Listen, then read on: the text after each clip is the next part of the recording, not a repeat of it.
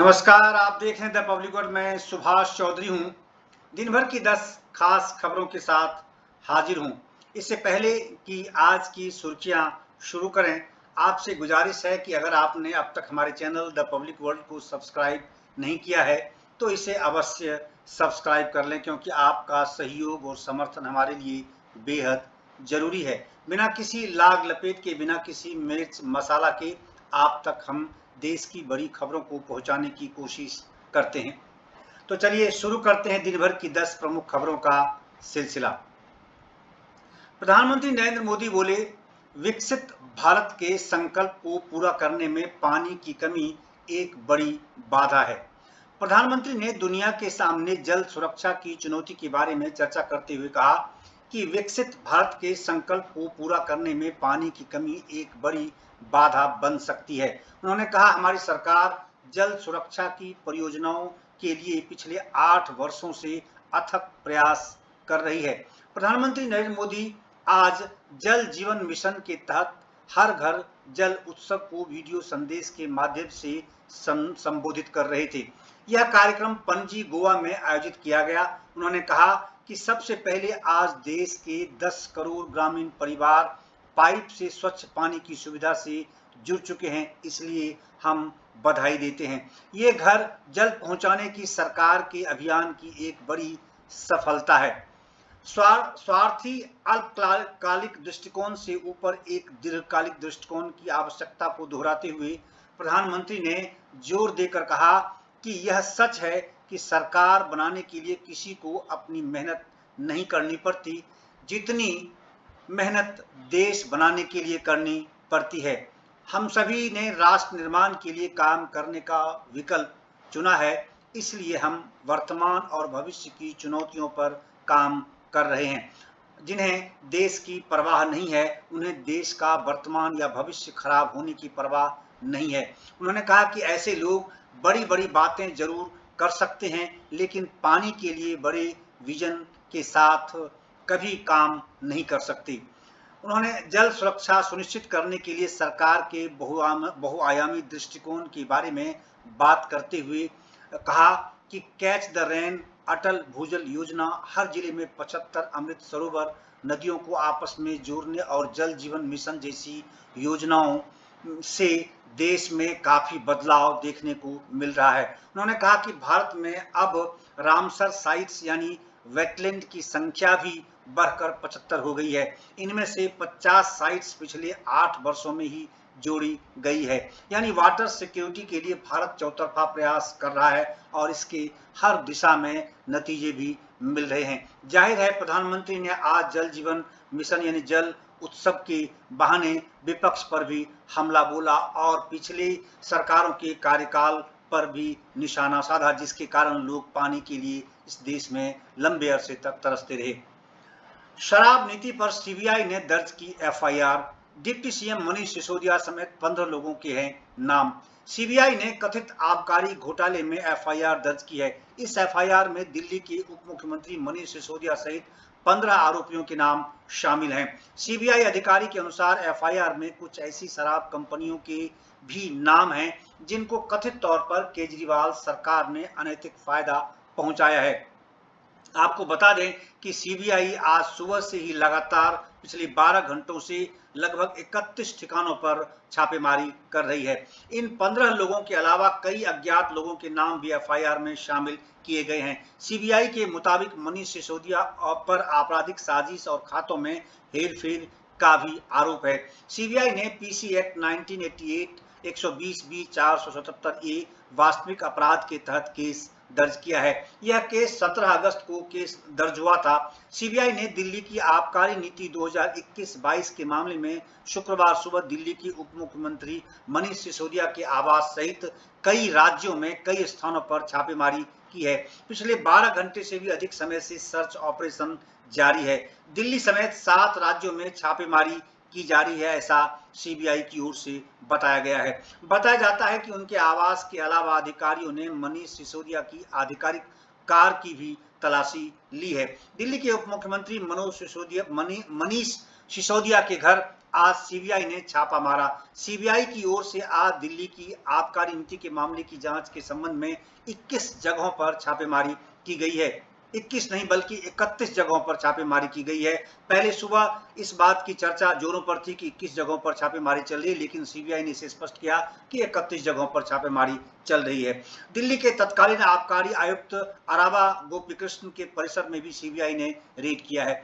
जब दिल्ली के LG VK Saxena ने पिछले माह इस मामले की जांच सीबीआई को देने की सिफारिश की थी, तभी सीएम अरविंद केजरीवाल ने कहा था कि सीबीआई मनीष सिसोदिया को कथित झूठे मामले में फंसाकर कुछ दिन में गिरफ्तार कर सकती है। उनका कहना था कि डिप्टी सीएम को वे 22 साल से जानते हैं, वे बेहद ईमानदार आदमी हैं। सिसोदिया के पास दिल्ली सरकार का आबकारी विभाग भी है। सीबीआई की आज की कार्रवाई को लेकर मनीष सिसोदिया ने इसकी खुद जानकारी देते हुए कहा कि मेरे घर सीबीआई आई है, उनका स्वागत है, हम कट्टर ईमानदार हैं, लाखों बच्चों का भविष्य बना रहे हैं। उन्होंने कहा कि बहुत ही दुर्भाग्यपूर्ण है कि हमारे देश में जो अच्छा काम करता है उसे इसी तरह परेशान किया जाता है, इसीलिए हमारा देश अभी तक नंबर 1 नहीं बन पाया।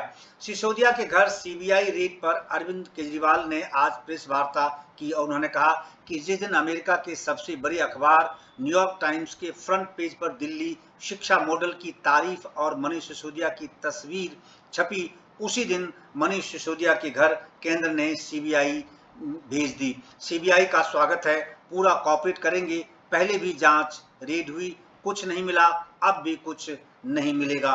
उन्होंने कहा कि भाजपा सरकार चाहे जितना परेशान कर ले, काम नहीं रुकेगा।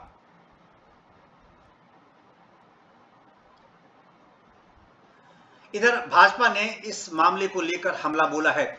चीका पब चलाने वाला दिनेश ही सिसोदिया के लिए कैश वसूलने का काम करता था, यह कहना है भाजपा के सांसद प्रवेश साहिब सिंह वर्मा का।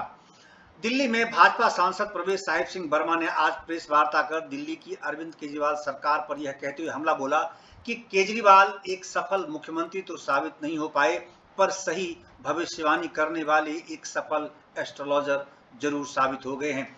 प्रवेश वर्मा ने आरोप लगाया कि चीका पब चलाने वाले दिनेश ही आबकारी नीति में किए गए भ्रष्टाचार का कैश वसूलने का काम करता था। उन्होंने कहा कि उसके पब से ही मनीष सिसोदिया पैसों की लेन देन का काम करते थे। भाजपा सांसद ने आरोप लगाया कि जब से सीबीआई की जांच नई आबकारी नीति के खिलाफ शुरू हुई है, तब से ही दिनेश अरोड़ा जो पब के मालिक थे, देश छोड़कर फरार हैं। उन्होंने कहा कि उसने इंस्टाग्राम पर जो Manish Sisodia deputy chief minister के साथ फोटो लगाई है, वह भी अब डिलीट कर दी गई है। उन्होंने सवाल किया कि आखिर रात को चीका पब में मनीष सिसोदिया क्या करने जाते थे। साथ ही सीबीआई की जांच जब शुरू हुई तो फोटो डिलीट करने की नौबत आखिर क्यों आ गई।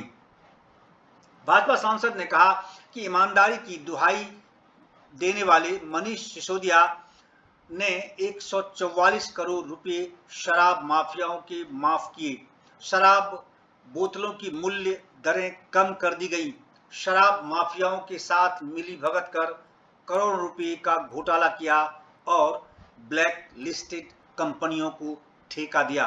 उन्होंने आरोप लगाया कि दिल्ली के राजस्व में अचानक आई कमी इन्हीं सब का नतीजा है, यानी एक्सचेकर लॉस दिया गया इस नीति के माध्यम से।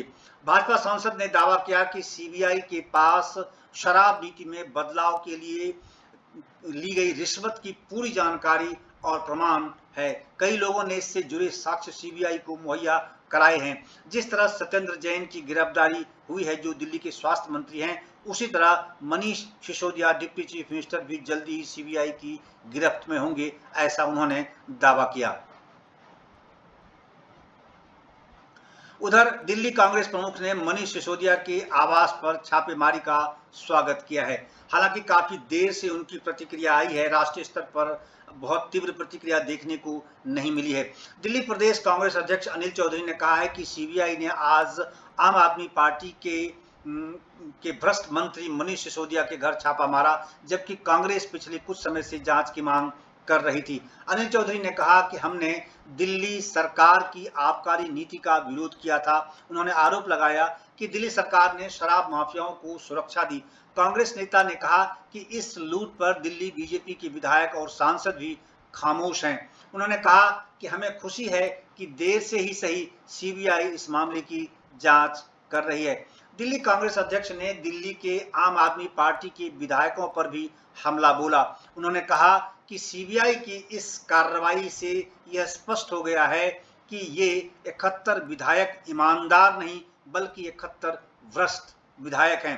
कांग्रेस नेता ने दावा किया कि कई आपके 34 विधायकों पर गंभीर आरोप हैं। उन्होंने दावा किया कि आम आदमी पार्टी के 34 विधायकों पर गंभीर आरोप हैं। उन्होंने कहा कि आज जो कार्रवाई की गई है, मुझे विश्वास है कि भ्रष्टाचार में लिप्त सभी लोग जल्द ही सलाखों के पीछे होंगे। त्रिपुरा में भारत बांग्लादेश सीमा पर उग्रवादियों से मुठभेड़, बीएसएफ का एक जवान शहीद।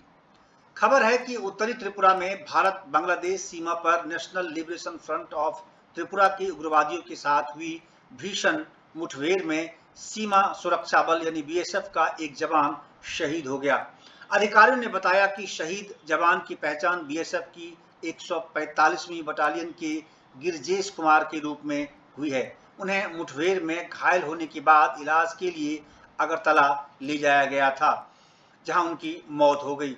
बीएसएफ ने कहा कि 145 वीएन बीएसएफ सेक्टर पनीसागर त्रिपुरा का बीएसएफ गश्ती दल एनएलएफटी के संदिग्ध विद्रोहियों द्वारा अंधाधुंध गोलीबारी की चपेट में आ गया। बीएसएफ के जवानों ने जवाबी कार्रवाई की। इसके बाद विद्रोही घने जंगल की आड़ में भाग खड़े हुए। इस मुठभेड़ में हेड कांस्टेबल गिरजेश कुमार को गोली लगी। घायल जवान को तुरंत हेलीकॉप्टर से अगरतला ले जाया गया, जहां गंभीर रूप से घायल होने के कारण उनकी मौत हो गई। इधर दिल्ली से एक हवाला कारोबारी लश्कर-ए-तैयबा और अल-बद्र से संबंध रखने वाला गिरफ्तार। दिल्ली पुलिस की स्पेशल टीम ने आतंकी संगठन लश्कर-ए-तैयबा व अल-बद्र से संबंध रखने वाले एक हवाला ऑपरेटर को दिल्ली से गिरफ्तार किया है।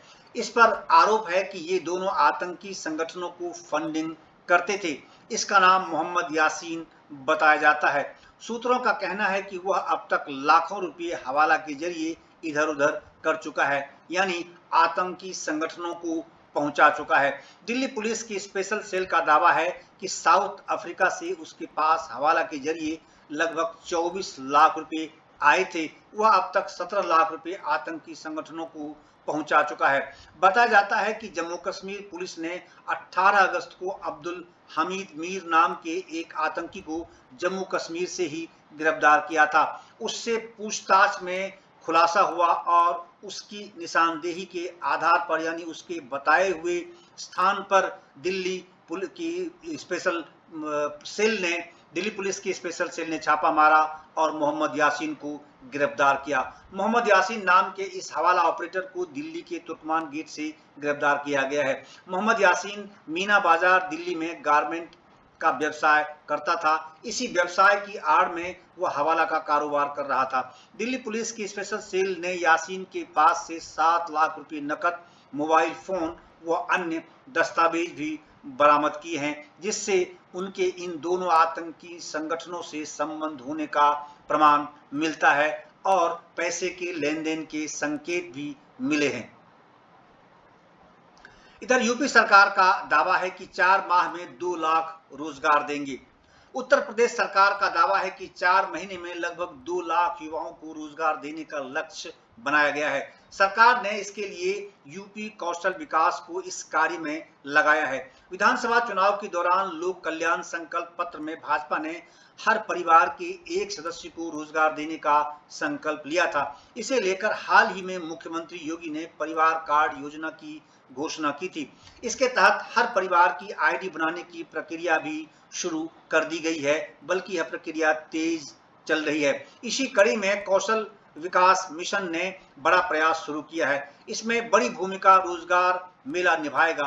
अब तक प्रदेश के 3 मंडलों सहारनपुर, लखनऊ और गोरखपुर में रोजगार मेला लगाया जा चुका है। इसके तहत 15,000 से ज्यादा युवाओं को निजी क्षेत्रों में नौकरी मिली है। सरकार के प्रवक्ता ने ऐसा दावा किया है। सरकारी प्रवक्ता के अनुसार अभी तक हर महीने मंडल स्तर पर लगने वाले बृहद रोजगार मेले को जिलों में विस्तार दिया गया है और अब यह मेला प्रदेश के 62 जिलों में लगेगा। जिला स्तर पर लगने जा रहे इन रोजगार मेलों में एक ही स्थान पर औसतन 3000 से ज्यादा युवाओं को नौकरी देने की तैयारी है। मेले में नई दिल्ली, हरियाणा, गुजरात, बेंगलुरु, नोएडा, पंजाब, पुणे सहित कई शहरों की बड़ी और नामी कंपनियों के प्रतिनिधि हिस्सा लेंगे। साथ ही चयनित अभ्यर्थियों को मौके पर ही नियुक्ति पत्र भी प्रदान किए जाएंगे, ऐसा यूपी सरकार के प्रवक्ता का कहना है। 29 अगस्त को जेडीयू की राष्ट्रीय कार्यकारिणी की बैठक, राजनीतिक प्रस्ताव पर होगा मंथन। बिहार में नवगठित महागठबंधन सरकार के बाद जनता दल यूनाइटेड की राष्ट्रीय कार्यकारिणी की बैठक 29 अगस्त को होगी। खबर है कि जेडीयू की राष्ट्रीय कार्यकारिणी की यह बैठक मौजूदा राजनीतिक हालात पर चर्चा के लिए बुलाई गई है।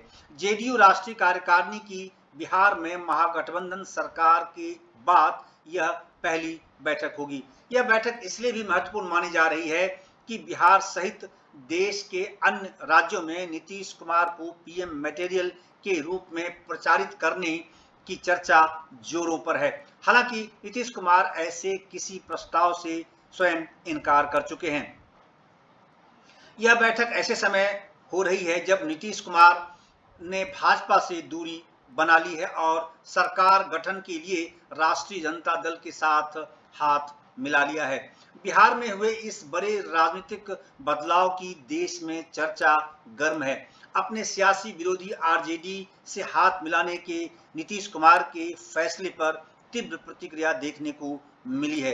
कांग्रेस, एनसीपी और दूसरे दलों ने भी नीतीश कुमार के इस फैसले का स्वागत किया है, जबकि भाजपा लगातार तीखे हमले कर रही है। संभव है कि इस बैठक में 2024 में होने वाले लोकसभा चुनाव में विपक्ष की तरफ से पीएम पद के चेहरे को लेकर भी कुछ संकेत मिल सकते हैं, जबकि राष्ट्रीय स्तर पर राजनीतिक गठबंधन को लेकर भी पार्टी की ओर से कुछ निर्णय लिया जा सकता है।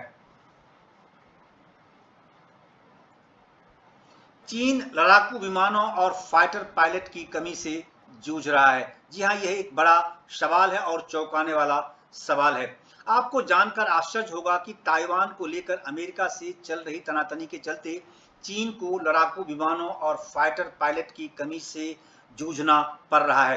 अंतर्राष्ट्रीय मीडिया की खबरों के अनुसार इस स्थिति से निपटने के लिए चीन ने अपने देश में लड़ाकू विमानों का उत्पादन तेज कर दिया है। खबर यह भी है कि चीन सरकार अब अपने फाइटर पायलट की ट्रेनिंग 3 साल में ही पूरा कर उन्हें जंग के मैदान में झोंकने पर उतारू है। यानी इसके लिए निर्धारित समय सीमा जो ट्रेनिंग की अवधि होती है अधिकतम, उसमें भी वो अब कमी करने की तैयारी में है। LAC पर भारत और साउथ चाइना सी यानी दक्षिण चीन सागर में ताइवान के साथ 2 फ्रंट वार का सामना चीन को करना पड़ सकता है, ऐसी आशंका जताई जा रही है, क्योंकि अमेरिका के साथ तनाव तेज हो चला है। पिछले कुछ सप्ताह से इसके लिए चीन PLA वायुसेना को मजबूत करने में लगा हुआ है। इसके लिए चीन ने नया प्लान तैयार किया है। दावा किया जा रहा है कि चीन हर साल अब 100 से ज्यादा J-20 और FC-31 लड़ाकू विमानों का उत्पादन करने की तैयारी में है। आपको बता दें कि J-20 चीन का 5th जनरेशन यानी 5वीं पीढ़ी का स्वदेशी फाइटर जेट है, तो FC-31 नेवल फाइटर जेट है। यह चीन के एयरक्राफ्ट कैरियर पर तैनात रहता है। अमेरिकी रक्षा विभाग यानी पेंटागन की रिपोर्ट माने तो चीनी वायुसेना के पास इस वक्त 2800 से ज्यादा एयरक्राफ्ट हैं, जिनमें से 2250 लड़ाकू विमान हैं। इसके अलावा चीनी एविएशन फोर्स के पास टैक्टिकल बॉम्बर, स्ट्रेटेजिक बॉम्बर और मल्टी मिशन टैक्टिकल एयरक्राफ्ट भी है। हालांकि चीन के पास इस वक्त 800 के करीब 4th जनरेशन फाइटर जेट हैं, लेकिन J-20 का आंकड़ा ठीक पता नहीं है। लेकिन रिपोर्ट्स की माने तो 2025 तक 500 5th जनरेशन एयरक्राफ्ट चीन के पास हो सकते हैं। एक और अंतर्राष्ट्रीय खबर चौंकाने वाली, क्या ब्रिटेन में ऋषि सुनक की प्रधानमंत्री पद की दावेदारी कमजोर होने लगी है? अंतर्राष्ट्रीय मीडिया की खबरों में यह दावा किया गया है कि ब्रिटेन में प्रधानमंत्री पद के दावेदार भारतीय मूल के ऋषि सुनक कंजर्वेटिव पार्टी के नेतृत्व की लड़ाई में थोड़ा पिछड़ रहे हैं। हालांकि उन्होंने कहा है कि वे इस लड़ाई में बने रहने के लिए उत्सुक हैं। हालांकि यह खबर भारतीयों के लिए सुकून देने वाली नहीं है, बल्कि निराशा पैदा करने वाली है, क्योंकि भारत में बड़ी तेज गति से चर्चा लंबे समय से चल रही है उनके पीएम बनने की। खबरों में कहा गया है कि हाल ही में आए पार्टी वोटर्स के चुनाव सर्वे में विदेश मंत्री और उनकी अकेली प्रतिद्वंदी लिज ट्रस के जीतने की भविष्यवाणी की गई थी। इसके बाद ऋषि सुनक का यह बयान आना बेहद चौंकाने वाला माना जा रहा है। ITV चैनल को दिस मॉर्निंग कार्यक्रम में दिए एक इंटरव्यू में पूर्व वित्त मंत्री ऋषि सुनक ने कहा कि अभी भी उनके जीतने की संभावना प्रबल है। ऋषि सुनक ने बल देते हुए कहा कि लिज ट्रस की तुरंत टैक्स कटौती की योजना से अर्थव्यवस्था में महंगाई और बढ़ जाएगी। बातचीत में उन्होंने कहा कि मैं इसे जारी रखने के लिए उत्सुक हूं। उन्होंने कहा कि मुझे लगता है कि मेरे विचार सही हैं। बताया जाता है कि गुरुवार सुबह YouGov का एक नया सर्वे नतीजा सामने आया था। इसके अनुसार लिज ट्रस को टोरी सदस्यों के सर्वे में 32 अंकों की बढ़त मिलती दिखी। अन्य सर्वे भी लिज ट्रस की ओर झुकते दिख रहे हैं। इससे ऋषि सुनक की दावेदारी कमजोर होने का दावा किया जा रहा है। ITV पर एक बड़ी चर्चा के दौरान पूर्व प्रधानमंत्री बोरिस जॉनसन की कैबिनेट के पूर्व मंत्री ऋषि सुनक ने माना कि यह थोड़ा अजीब था कि बोरिस जॉनसन ने टोरी लीडर के पद और ब्रिटेन के प्रधानमंत्री पद से इस्तीफे में इतना समय लगाया। दूसरी तरफ आज दिन भर की यह खबर सोशल मीडिया में तैरती रही कि ब्रिटेन के पीएम पद के उम्मीदवार ऋषि सुनक जन्माष्टमी के अवसर पर अपनी पत्नी अक्षता मूर्ति के साथ भगवान कृष्ण के मंदिर पहुंचे। सोशल मीडिया पर उन्होंने तस्वीर भी शेयर की, साथ ही उन्होंने एक कैप्शन भी लिखा। उन्होंने तस्वीर शेयर करते हुए लिखा है कि आज मैं भक्ति वेदांत मंदिर में अपनी पत्नी अक्षता के साथ जन्माष्टमी का त्योहार मनाने गया। सोशल मीडिया पर यह तस्वीर बहुत ही तेज गति से वायरल हो रही है। तो ये थी आज दिन भर की खास खबरें। देश और दुनिया की अन्य खबरों के लिए जुड़े रहिए द पब्लिक वर्ल्ड के साथ और हमारे चैनल को सब्सक्राइब करना न भूलें। आपसे गुजारिश है कि अगर अभी तक आपने हमारे चैनल द पब्लिक वर्ल्ड को सब्सक्राइब नहीं किया है तो इसे अवश्य सब्सक्राइब कर लें। आपका सहयोग और समर्थन हमारे लिए बेहद जरूरी है। आपका बहुत बहुत धन्यवाद।